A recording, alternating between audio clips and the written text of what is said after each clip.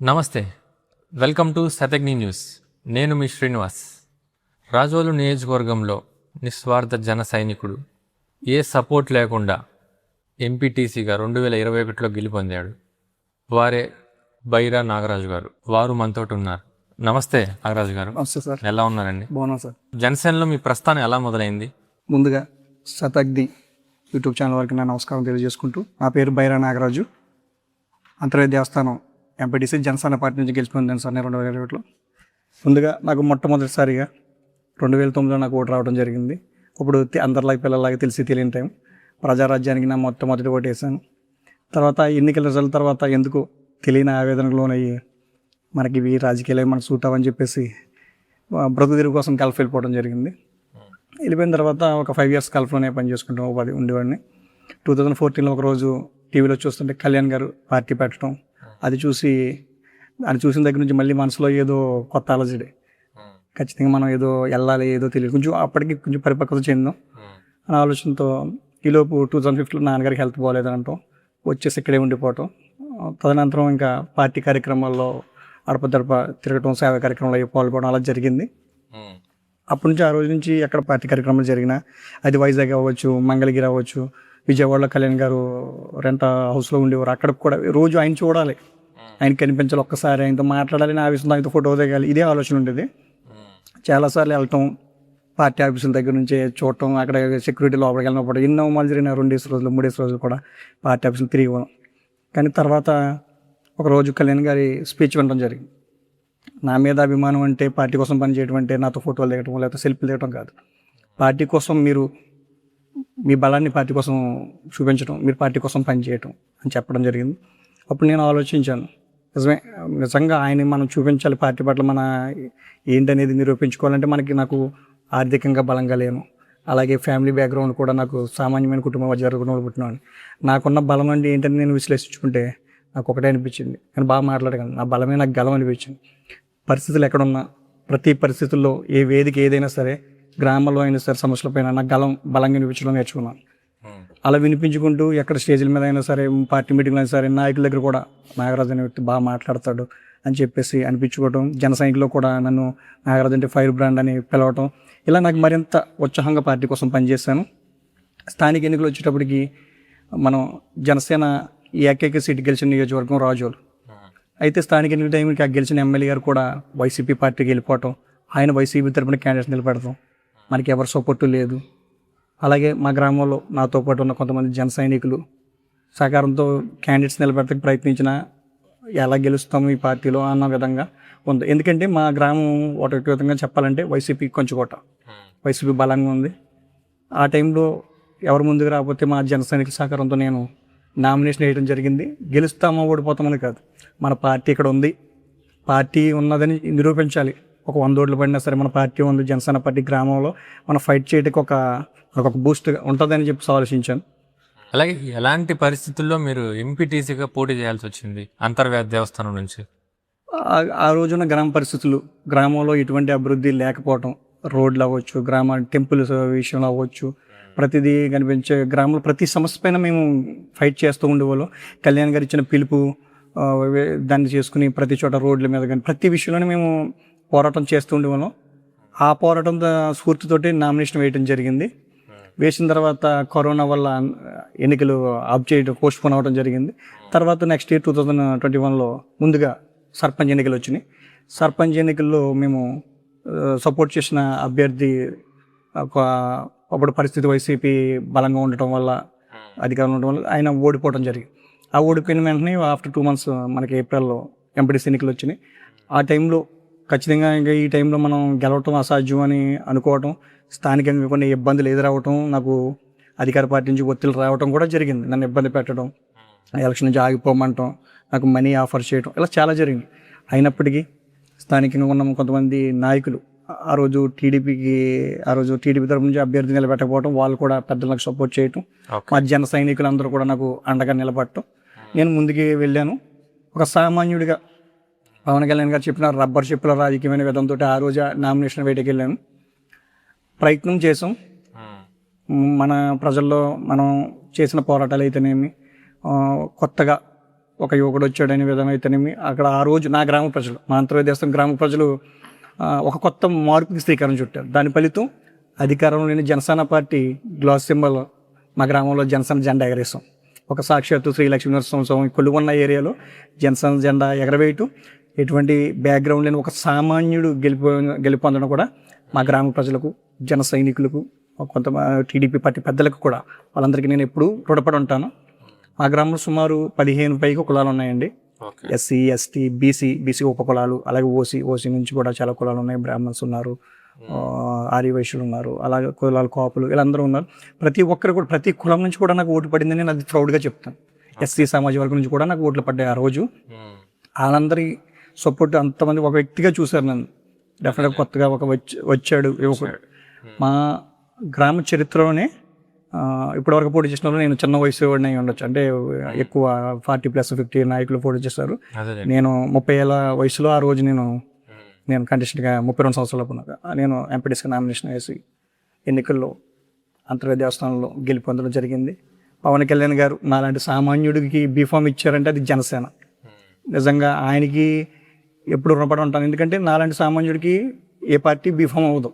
అవును, నేను కంటెస్టెంట్ చేస్తానన్నప్పుడు మా నాయకులు అయితేనేమి పవన్ కళ్యాణ్ గారి ఆదేశాల మేరకు నాకు జనసేన పార్టీ నుంచి బీఫామ్ రావడం, గ్లాస్ సింబల్ పై నేను పోటీ చేయడం జరిగింది. దానికి ఎప్పుడు కళ్యాణ్ గారికి రుణపడి ఉంటాను.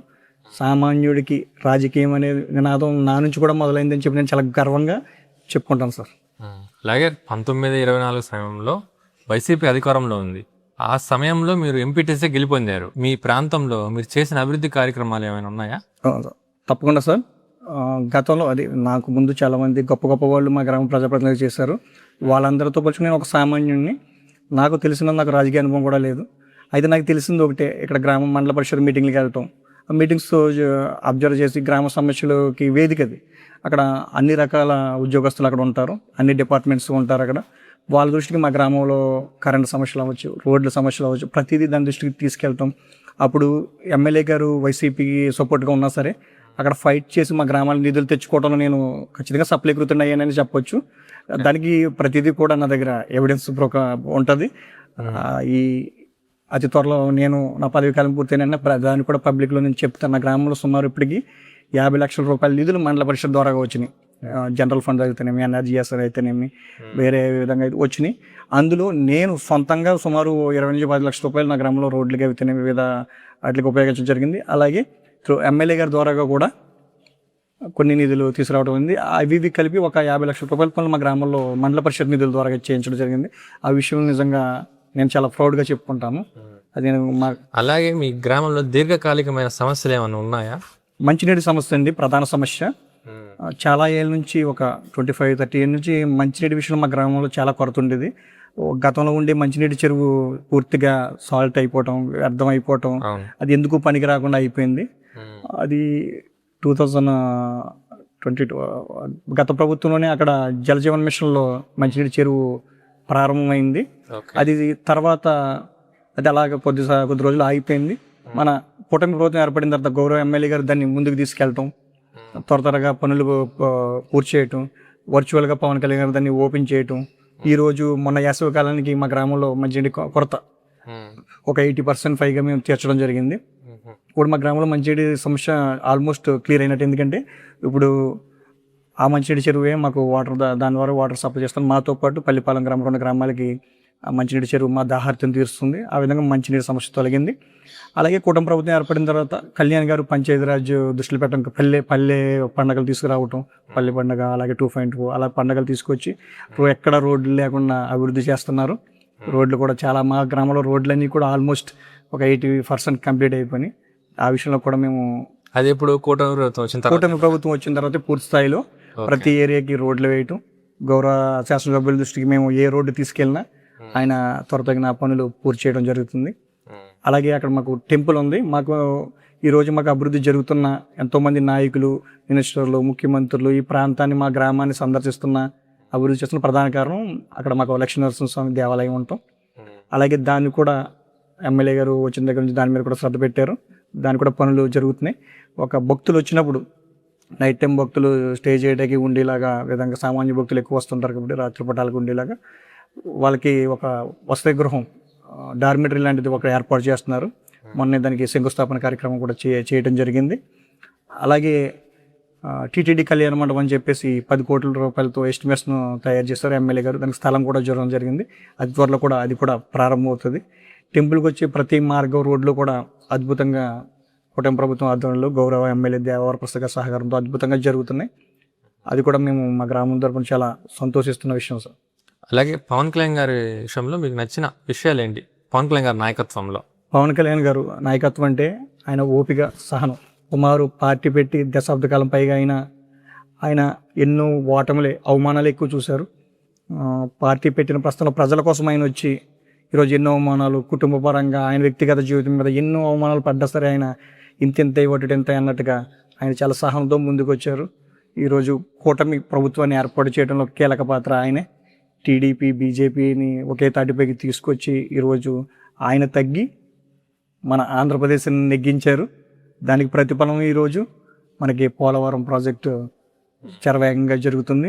మనకు రాజధాని లేని లోటు అతి త్వరలో అది కూడా తీరబోతుంది. ఇవన్నిటికీ కూడా ఆయన అన్ని విషయాల్లో కూడా తగ్గి, జన సైనికులుగా మేము కూడా ఆయన అడుగుజాడలు నడుస్తూ మేము కూడా తగ్గి పార్టీ కోసం కూటమి అందరితో కలిసిమెలిసి, మా గ్రామంలో కూడా కూటమి వ్యక్తులతో ఎప్పుడు కలిసిమెలిసి ఉంటాం. ఆ విధంగానే మేము ప్రయాణం చేస్తున్నాం. అలాంటి వ్యక్తి నాయకత్వంలో పనిచేయడం మేము చాలా గర్వంగా ఎప్పటికీ ఫీల్ అవుతాం. భవిష్యత్తులో కూడా కళ్యాణ్ గారు ఏ నిర్ణయం తీసుకున్నా ఆయన వెంటే మేము ప్రయాణం చేస్తామని చెప్పేసి మేము తెలియజేసుకుంటాం. అలాగే మీ జనసేనలో ఇంకా భవిష్యత్ కార్యాచరణ ఏముంటుంది? భవిష్యత్ కార్యాచరణ అంటే నేను పార్టీ అధికారులు ఒక సామాన్య వ్యక్తిగా నేను ఎంపీడీసీగా గెలిపొందాను. ప్రస్తుతం తర్వాత పరిస్థితుల్లో పార్టీ ఏ నిర్ణయం తీసుకున్నా, స్థానికంగా ఎమ్మెల్యే గారు అయితేనేమి పార్టీ అధిష్టానం ఏ నిర్ణయం తీసుకున్నా ఆ నిర్ణయానికి కట్టుబడి రేపొద్దున మనం అవ్వచ్చు, లేదా వేరే అభ్యర్థి అవ్వచ్చు, స్థానికంగా మా గ్రామంలో సర్పంచ్గా, ఎంపీడీసీగా కూటమి ప్రభుత్వం డిసైడ్ చేస్తుంది. ఒకే పార్టీ ఉంటే మనం డిసైడ్ చేసే విధానం 3 పార్టీలు ఉన్నప్పుడు దానికి సర్దుబాట్లు అవి ఉంటాయి. అవి పార్టీ అధిష్టానం నిర్ణయం మేరకు క్యాండిడేట్స్ని ఎవరు ప్రకటించినా మేము పార్టీ కోసమే నేను ఇప్పుడు పనిచేస్తాను. భవిష్యత్తు కూడా ఇంతే యాక్టివ్గా నేను పార్టీ కోసం ఇప్పుడు ప్రజల్లోనే ఉంటాను. ప్రజల్లో ప్రతి నిమిషం పార్టీ కోసము, అలాగే గ్రామ స్థానిక సమస్యల కోసం నేను ఎప్పుడు పోరాడుతూ వాటిని పరిష్కరించే దిశగా నా వంతు బాధ్యత అయితే నెరవేరుస్తాం. మనం ఇంత గొప్పగా విజయం సాధించాం, ఒక సామాన్యుడిగా గెలిచాం.